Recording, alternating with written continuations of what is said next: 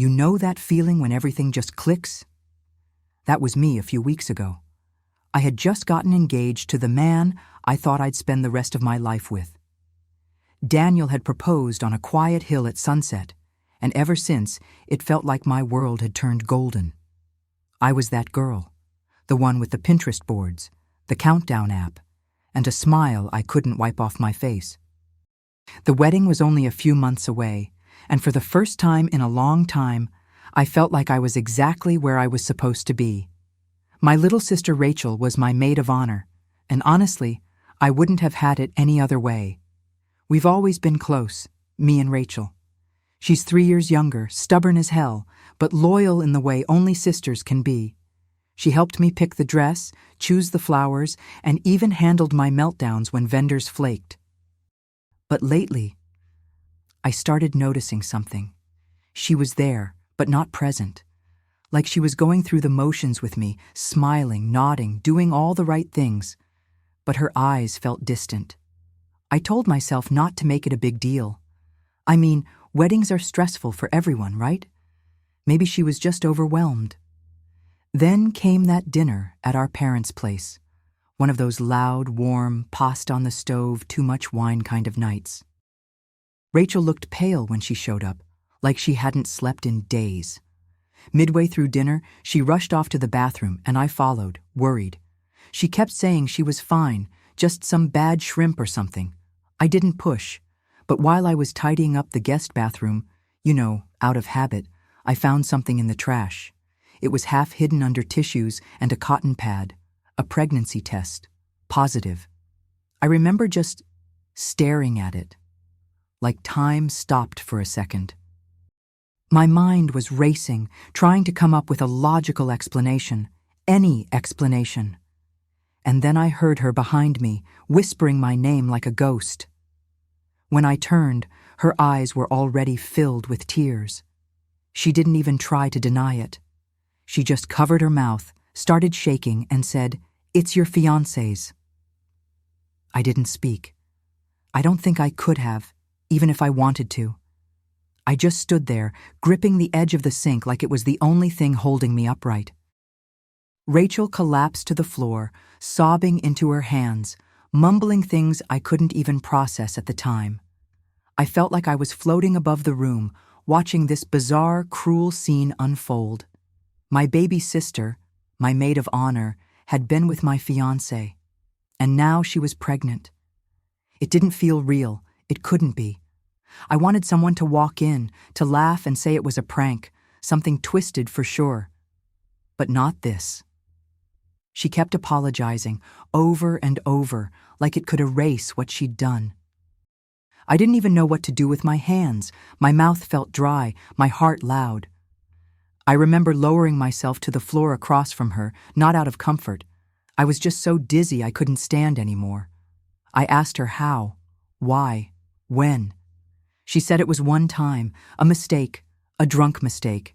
She swore they hadn't spoken about it since, that she hadn't even meant to keep the baby, that she didn't want to hurt me. And yet, here we were, shattered. I should have screamed, thrown something, hit the wall. But I didn't. I just sat there, nodding like I was hearing someone else's story. The version of me that existed an hour ago, the one planning seating charts and honeymoon outfits. She was gone. This new version? She was hollow, raw, like I'd been cracked open from the inside. Rachel tried to reach for me, and I flinched. I couldn't look at her. I didn't want to see the tears in her eyes. Not after what she'd done. Not when she was supposed to be the one person I could trust blindly. Eventually, I got up and walked back into the dining room. Everyone was still laughing, still sipping wine, still living in that perfect bubble I had just fallen out of. I smiled, I sat back down, and I pretended. Because what else was I supposed to do? Tell my parents their 2 daughters had just destroyed each other's lives? Ruin dinner? I looked down at the ring on my finger, the one that used to sparkle with promise, and for the first time, it felt heavy, not like a symbol of love, but like a chain. That night, sleep didn't come easy. I kept staring at the ceiling, wondering how I didn't see any of it coming. I replayed every moment, every time Rachel avoided eye contact, every time Daniel looked a little too nervous when the three of us were together.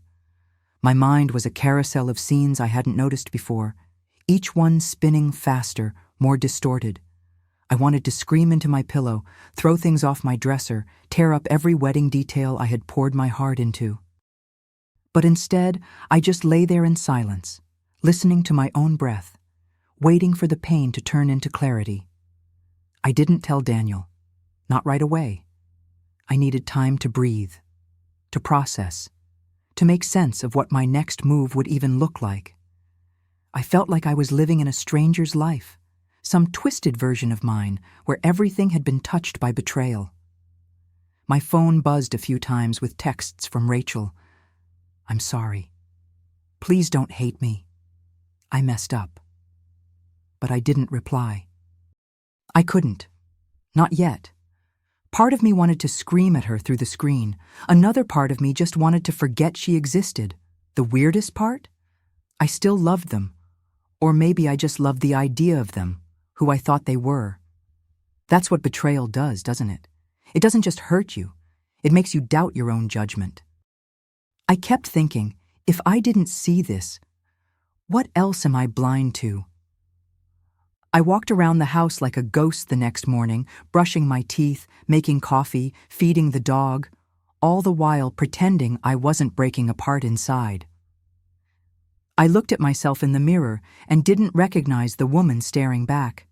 She looked older, harder, like someone who had aged overnight.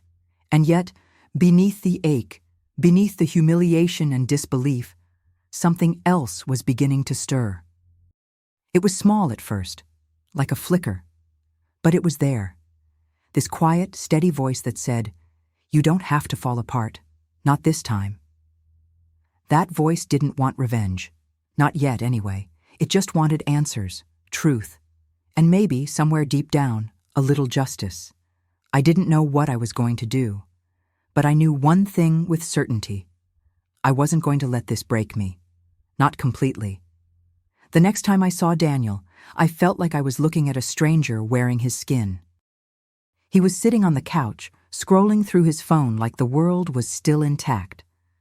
Part of me wanted to storm in and throw the pregnancy test at him, demand an explanation, make him squirm. But I didn't. I sat across from him and asked, calm as I could manage, "Is there anything you want to tell me?" He looked up, confused at first, then nervous. His eyes darted. I could see the wheels turning in his head. He knew. At first, he tried to play dumb. "What do you mean? Did something happen?" But I didn't blink. I didn't flinch. I just kept staring, waiting. That's when his whole face changed. He put the phone down, rubbed his hands together like he could somehow wipe the guilt off. And then came the words I already knew were coming. "It only happened once." He said they were drunk, that it didn't mean anything, that he felt horrible about it, as if that somehow made it better. As if calling it a mistake could rewrite what it was, a betrayal. He kept begging me not to let this destroy everything. "We've built so much," he said. "We were happy. Can't we just move on?" I couldn't believe what I was hearing. It wasn't just the cheating, it was the way he spoke about it. Like we had made some tiny error on a spreadsheet, like I should help clean it up. He kept using the word we, like I'd been in on it too, like I had something to forgive myself for. And I just sat there, feeling everything and nothing at once. My skin was burning, but my heart was frozen. Rachel had at least cried. Daniel? He was terrified, but only of being caught. I could see it all over his face. This wasn't about me. This wasn't about love. It was about damage control, about reputation, about keeping up the performance. He wanted me to lie to myself, to stay quiet, smile pretty, walk down that aisle, and pretend this was still some fairy tale. And maybe I should have screamed at him, thrown him out, told the whole world. But I didn't. I nodded. I said, "Okay." And in that moment, I became someone else entirely. I don't even remember how I got through the rest of that night. I think I cooked dinner. Maybe. I remember Daniel trying to act normal, making small talk like we hadn't just cracked open the ugliest truth between us. I played along, not because I believed him, not because I forgave him, but because I needed time to think, to breathe, to control the chaos quietly. Everyone kept saying I was glowing with happiness, but the truth was, I was glowing with rage, with clarity. I wasn't going to fall apart for them. Not them. I didn't tell my parents, I didn't tell my friends, not even my therapist, not yet. Because deep down, I knew once I said it out loud, I couldn't take it back. And I needed to stay close to it, like holding a wound shut with your own hands until you're ready to stitch. I watched Rachel and Daniel closely in the days that followed. The way they avoided each other. The way they acted like co-workers trying not to make eye contact at an office party. Good. Let the guilt rot them slowly while I smiled through bridal fittings and cake tastings. There was a moment, a very specific one, that changed everything for me. I caught Rachel alone in my kitchen one afternoon, making tea. She turned and smiled, almost sheepishly, and said, "I'm so glad you're giving us a second chance." Us. That word hit me like a slap. She was grouping herself and Daniel together like they were some fragile little team I was gracious enough to forgive. Like I was the saint in a messy love triangle. That was when something in me clicked into place. A steel door shutting tight. They didn't feel remorse. They felt relief. And if that's what they expected from me, silence, grace, blind acceptance, they had no idea who I really was. That girl who cried over rom-coms and made scrapbooks for anniversaries? She was gone. They broke her. What was left now wasn't soft or sentimental. What was left was sharp, focused, strategic. I didn't know exactly how I was going to do it yet, but I knew this. I wasn't going to ruin my wedding. I was going to redefine it, not as a celebration of love, but as a reckoning. From the outside, nothing changed. I kept my routine. Brunches, vendor calls, makeup trials. Everyone said I was the picture of grace, and I let them believe it. Let them talk about how lucky I was to have such a supportive sister, how solid Daniel and I seemed. It was like watching a movie of my own life, and I was both the lead actress and the director. Except now I had rewritten the ending. They didn't know it yet, but every compliment, every warm toast raised in our honor was fuel. Fuel for something much bigger than revenge. I started keeping a journal, not for memories or healing, but for facts, dates, behaviors, inconsistencies. I became an archivist of their betrayal. I studied their timelines, asked indirect questions, listened more than I spoke. I noticed things I used to overlook. Daniel's nervous glances when Rachel entered a room. Rachel's silence when someone mentioned baby names. They thought I was naive, too love-drunk to put pieces together. But I was connecting dots faster than they could cover them. And each page in that journal became a brick in the foundation I was quietly building. Some nights, I would sit alone at the kitchen table, the engagement ring resting beside a glass of wine. I'd stare at it, wondering how something so beautiful could symbolize something so rotten. But I didn't cry anymore. Not out of strength, but because I had cried enough. What replaced the tears was something colder. Not bitterness, not yet. But a kind of emotional distance I hadn't felt before. Like I was stepping outside myself, watching everything through a pane of glass. I wasn't the victim in this story. I refused to be. And so I made a decision. I wouldn't cancel the wedding. I would move forward with every plan, every RSVP, every smile, and I would do it perfectly. Not for them, for me. Because when the day came, when everyone gathered to witness our vows, I wouldn't be the woman they pitied. I'd be the woman they remembered, The one who smiled through the storm, who took betrayal and turned it into a stage. They thought they'd broken me in secret. They had no idea I was just getting started. I became the bride everyone envied, smiling, glowing, gracious. People couldn't stop telling me how serene I looked, how lucky I was to have found someone like Daniel. I thanked them, held his hand in public, kissed his cheek at all the right moments.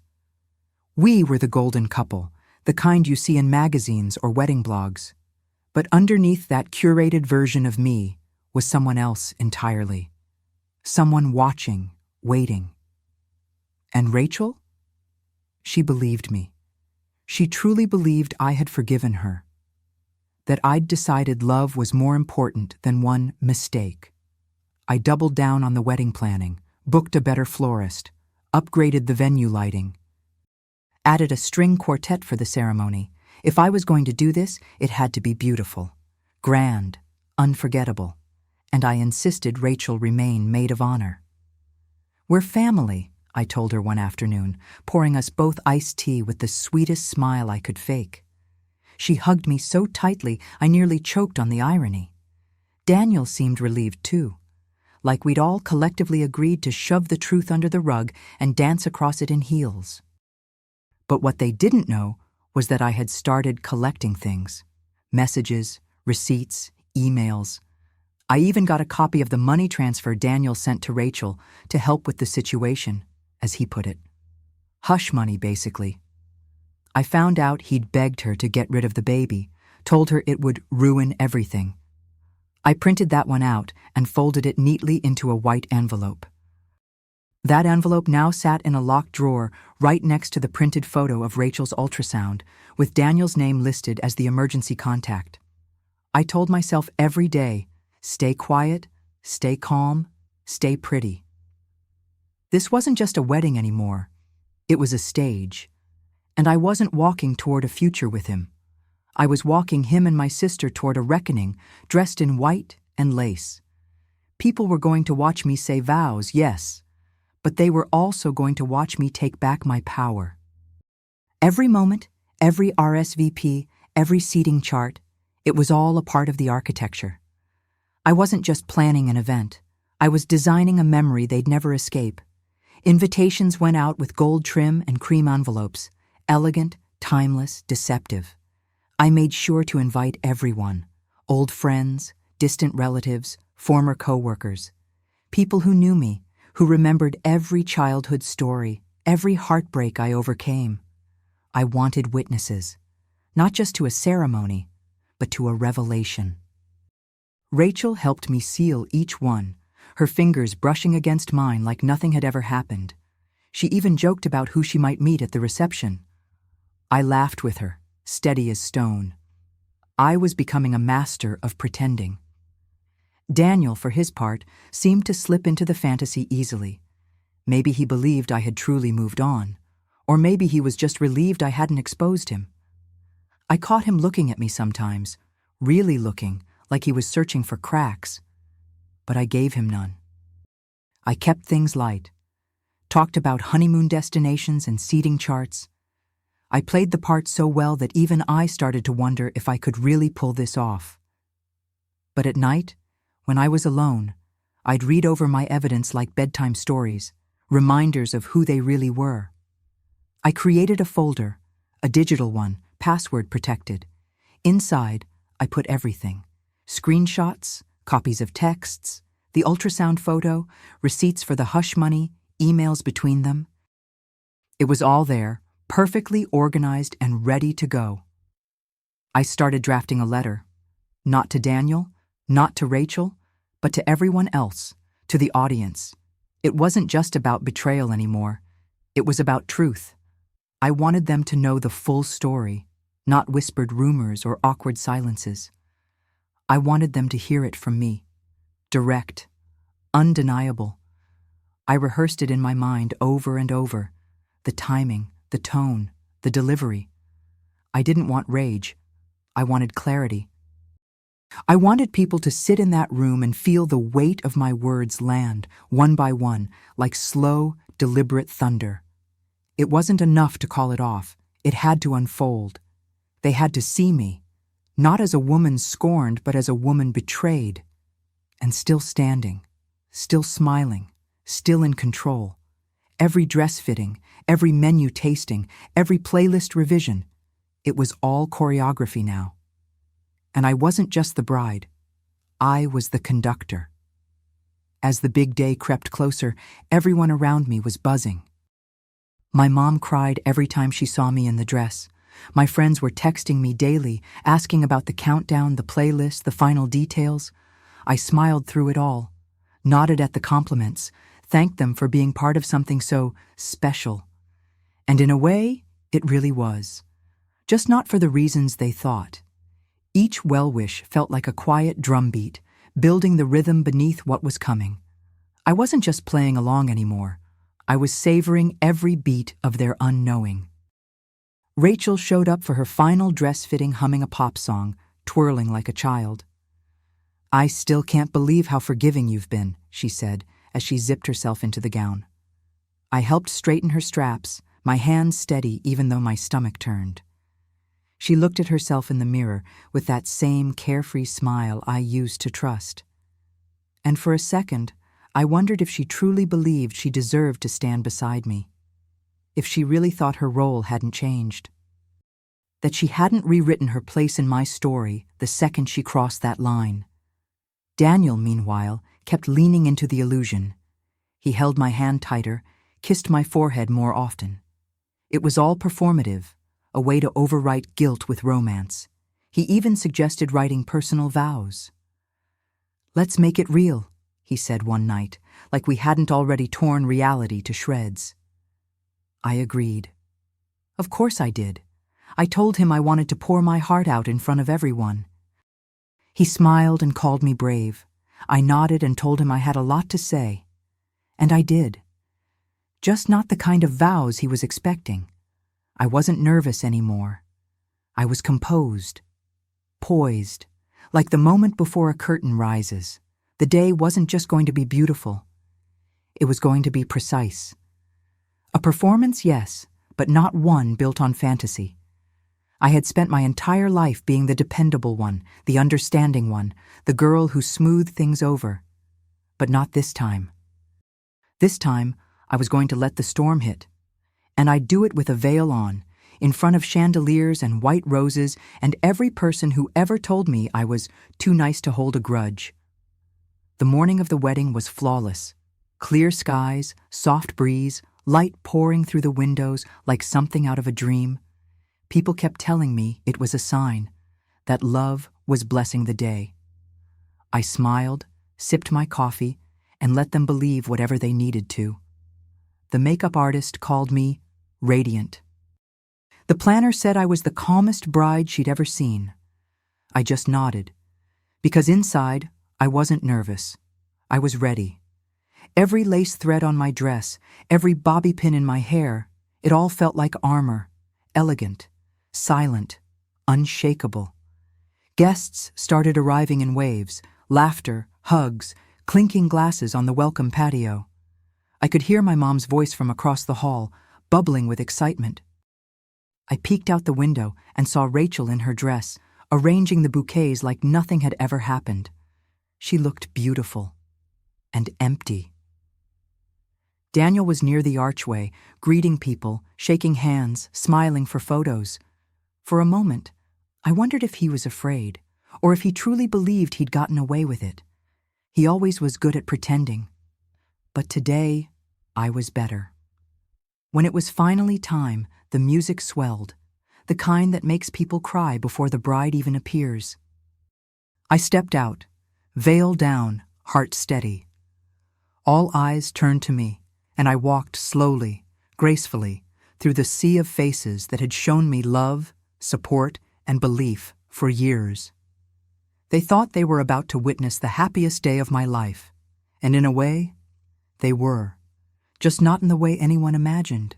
Each step felt weightless.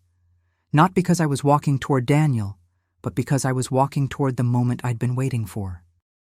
The officiant welcomed everyone with warmth in his voice, speaking of union and trust and lifelong promises. Rachel stood beside me, holding a bouquet of white peonies, her favorite, not mine. Daniel took my hand, looking into my eyes with a gaze rehearsed 100 times. The air was thick with expectation. Then came the question, that age-old line that cracks open every fairy tale and every disaster. If anyone here knows of any reason why these two should not be joined in marriage, speak now or forever hold your peace. And in that sacred pause, I raised my hand. There was a beat of silence, stunned, tight silence. I felt Daniel's hand flinch in mine, ever so slightly. Rachel's smile froze mid-gesture. The officiant blinked, confused, but still trying to smile, like maybe I was about to tell a heartwarming anecdote. I let the silence linger just long enough for everyone to shift in their seats. Then I reached into the bodice of my dress, delicate lace hiding something far less romantic, and pulled out my phone. I tapped the screen. The venue staff already knew what to do. The lights dimmed. The screen behind us lit up. But before the video, I wanted to speak, not to Daniel, not to Rachel, but to everyone else. I cleared my throat and looked directly at the guests. "Thank you all for being here," I began, my voice steady, like I'd rehearsed it 1,000 times, because I had. "You came today expecting to celebrate a marriage, and in a way, you still will, just not the one you thought." A few people chuckled nervously. Most just stared. I looked at my mother, her mouth slightly open, hands clutching her chest. I looked at my father, brows drawn together like he knew what was coming and didn't want to believe it. Then I told them everything. I started with the pregnancy test, the confession in the bathroom, the look on Rachel's face when she said, "It's your fiancé's." I walked them through Daniel's denial, his breakdown, the hush money. I didn't cry, I didn't yell. I told the story the way you read a case file, clear, precise, undeniable. People began whispering, turning to one another. Some gasped. Rachel stood frozen, her face draining of color. Daniel tried to interrupt once, stammering, "Emily, please!" But I held up a finger, and for the first time in his life, he shut up. Then I nodded to the technician. The screen flickered, and the montage began. Screenshots of text messages, bank transfers, the ultrasound photo, zoomed in just enough to see his name as emergency contact. Their lies, on full display. The crowd was silent. Some looked horrified. Others, I think they admired it. Rachel had covered her mouth. Daniel looked like someone had yanked the floor out from beneath him. I looked at them both, standing in their tailored suits and soft curls, and I said, clearly, calmly, "This isn't a wedding. It's a farewell to every lie you ever told me." No one moved at first. The silence was so thick, it almost rang in my ears. Rachel slowly stepped back, her flowers slipping from her hands onto the floor with a soft thud. I didn't look at her again. She wasn't my sister in that moment, just a guest who had overstayed her welcome. Daniel turned to me, his face contorted with something between panic and shame. But I could see it, even then, that he still didn't fully grasp what had just happened. He thought I had humiliated him. He didn't realize I had simply set the truth free. I turned to the officiant and said, "You won't need to continue." He nodded, silently stepping aside, unsure whether to look at me or the train wreck unspooling behind me. I stepped down from the altar slowly, deliberately, like a queen descending her throne. Guests parted without a word. I could feel eyes on my back, but I didn't shrink beneath them. If anything, I stood taller. Outside, the sky was still clear, the music still softly playing through the courtyard speakers. For a moment, it almost felt peaceful, like the storm had passed and left only air. My mother caught up to me as I neared the gate. "Emily," she whispered, like speaking any louder might collapse the entire venue. "Are you okay?" I looked at her, really looked at her, and said, "I've never been more clear in my life." She didn't press further. She just held my hand for a second, then let it go. I left the flowers behind, the dress trailing behind me like a silk echo. The guests didn't follow. Some stayed seated, some whispered, some stared in awe. It didn't matter. That moment belonged to me, and me alone. As I stepped into the car waiting out front, I finally exhaled. A slow, quiet breath I hadn't realized I'd been holding for weeks. I didn't feel broken. I didn't feel triumphant. I felt real, whole, and that was enough. I looked back once at the venue, at the doors still wide open, the stage still lit. I had turned a wedding into a reckoning. And I wasn't sorry. Not for one word, not for 1 second. The dress may have been white, but what I wore that day was something far more powerful, the truth. The days that followed were strange, quiet in the way that only comes after an explosion. My phone didn't stop buzzing. Texts, missed calls, even voicemails from people I hadn't spoken to in years. Some were shocked. Some said they were proud of me. A few, too few, asked if I was okay. But honestly, I was. More okay than I'd expected. For the first time in a long time, I didn't wake up anxious or pretending. There were no more masks to wear, no more lies to keep up. Just me, raw, exposed, free. Rachel disappeared, vanished from social media, from group chats, even from the family text thread. I heard she moved in with a friend on the outskirts of town. No one dared bring her up around me, not even my mother. And Daniel? He tried to do damage control at first, sent emails, begged for a chance to talk things through like adults. I didn't reply. What was left to say? That he made his bed? That I simply chose not to lie in it with him? I let his words float into the digital void. He lost the right to my voice the day he gave it to her. Meanwhile, I started rebuilding. Not just routines, but purpose. I quit my job at the firm, too many whispers and sympathetic glances, and started something new. A design studio of my own, small at first, but mine. I poured myself into it, letting creativity replace pain. I started therapy. I took long walks. I ate when I was hungry, slept when I needed to. Slowly, I began reclaiming parts of myself I hadn't realized I'd given away. And for once, I wasn't rushing toward anyone else's timeline. I was just becoming. Then one day, I heard through a mutual friend, Rachel had given birth. A girl, healthy. No sign of Daniel anywhere. Apparently, he'd ghosted, claimed he wasn't ready for fatherhood, and vanished. Part of me felt a flicker of something. Pity, maybe. Not for him. For her. Because now she was left to raise the very consequence she tried to hide. But I didn't reach out. I didn't offer advice or comfort. I had no intention of stepping back into their story. Mine was finally my own, and I intended to keep it that way. A few weeks after the birth, I mailed a package. No return address, no note. Just a plain white box with one item inside. A baby onesie, soft cotton, size newborn. On the front, embroidered in delicate script, were the words, "Born from betrayal, raised by karma." I imagined Rachel opening it in some dimly lit apartment, holding it with trembling fingers, trying to decide if it was a threat or a message. It wasn't either. It was a reminder of choices, of consequences, of the fact that some wounds don't bleed, they echo. I didn't need revenge anymore. Not in the way people expect it. There was no need for confrontation, no need for her tears or his excuses. I had already said everything I needed to say in that chapel. The silence that followed was louder than any argument could ever be.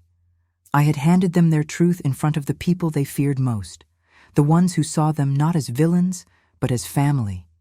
And that was the deepest cut. That wasn't just betrayal. That was exposure. And exposure has a way of making people unravel on their own. Life moved forward. Not in a dramatic, cinematic way, just slowly, gently, like sunlight creeping across a kitchen table. I started laughing again, but the kind that comes from deep in the chest, not the polite kind you offer at parties. I spent weekends with friends who never asked me to pretend. I started cooking again, for myself, for no occasion. My world got smaller, but in the best possible way. No more noise. No more pretending, just space to breathe. And in that quiet, I found something I didn't expect to. Peace. They had taken so much from me, time, trust, history. But in trying to break me, they handed me something they never had themselves. Self-respect. Not the kind that needs applause, the kind that lives in your bones, that steadies your hands, that lets you sleep at night. I didn't need a new love to feel whole. I didn't need their apologies to feel clean. I just needed to remember who I was before I tried to be everything for everyone else. And now, I carry her with me, every single day. Sometimes people still ask me if I regret it, if I wish I had handled things differently. Maybe whispered the truth in private, called off the wedding quietly, spared the spectacle. But the truth is, I don't, because silence protects the wrong people. And if I had swallowed it down, let them rewrite my story in shadows, I would have stayed trapped in a version of myself that existed only for other people's comfort. I needed that moment, not for revenge, but for freedom, for honesty. For every woman who's ever been told to smile through betrayal. There's power in telling the truth with your whole chest, in standing in front of the very people who expect your collapse and choosing to rise instead. I didn't burn their lives to the ground. I just turned the lights on. I let their choices speak for themselves.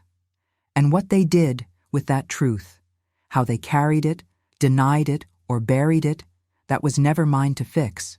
I had spent too many years being the fixer, the forgiver, the one who kept the peace at the cost of my own. Not anymore. Sometimes I see Daniel's name in articles. He's moved to another city, tried to rebrand himself, pretends like the past never touched him. And Rachel? Last I heard, she's still alone. Still bitter, still looking for someone to blame. I don't keep tabs. I don't need to. They're not my story anymore. They're just footnotes in the chapter I closed with a white dress and a microphone. My real life started the moment I chose myself, loud and unapologetic.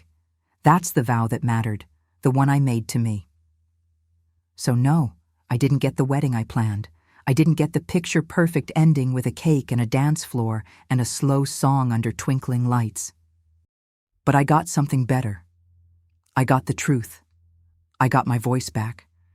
And I walked out of that chapel not as a bride, not as a sister, not as a victim, but as a woman who finally understood her worth. And let me tell you something. They may have broken my heart, but they built my backbone.